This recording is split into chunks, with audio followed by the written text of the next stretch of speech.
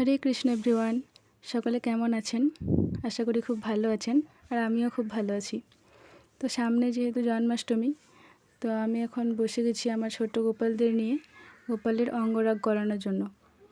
তো আপনারা কে কে নিজের হাতে গোপালের অঙ্গরাগ করিয়েছেন অবশ্যই কমেন্ট করে জানাবেন। আর ভগবান কিন্তু শৃঙ্গার করতে খুবই পছন্দ করেন।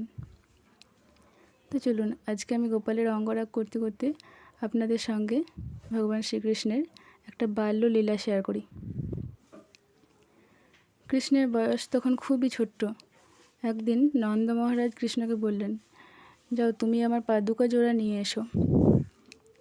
তখন নন্দ মহারাজের কথা মতো কৃষ্ণ তার পিতার পাদুকা জোড়া আনতে গেল।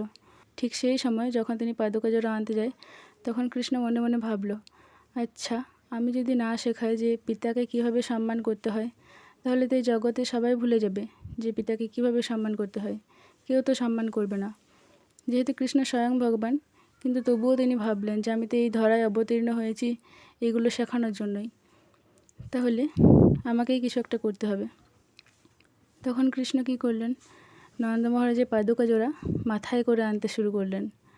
এবং যখন তিনি পাদুকা জোড়া মাথায় করে নিয়ে আসছেন, তখন সেখানে উপস্থিত সবাই, অর্থাৎ নন্দ মহারাজ, মাতা যশোদা এবং আশেপাশে সবাই রীতিমতো অবাক হয়ে যায়।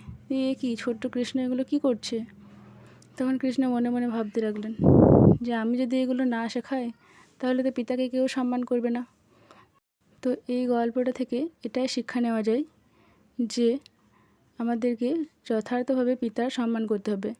এইভাবে পাদুকা জোড়া মাথা না নিতে পারলেও যথার্থ সম্মানটুকু আমাদেরকে দিতে হবে। এইভাবে আমরা পিতাকে সম্মান করতে পারি। হরে কৃষ্ণা। তো আপনাদের এই গল্পটি কেমন লাগলো অবশ্যই কমেন্ট করে জানাবেন। আর আমার ভিডিওটি যদি ভালো লেগে থাকে অবশ্যই লাইক, কমেন্ট এবং শেয়ার করতে ভুলবেন না। হরে কৃষ্ণা, হরি বল।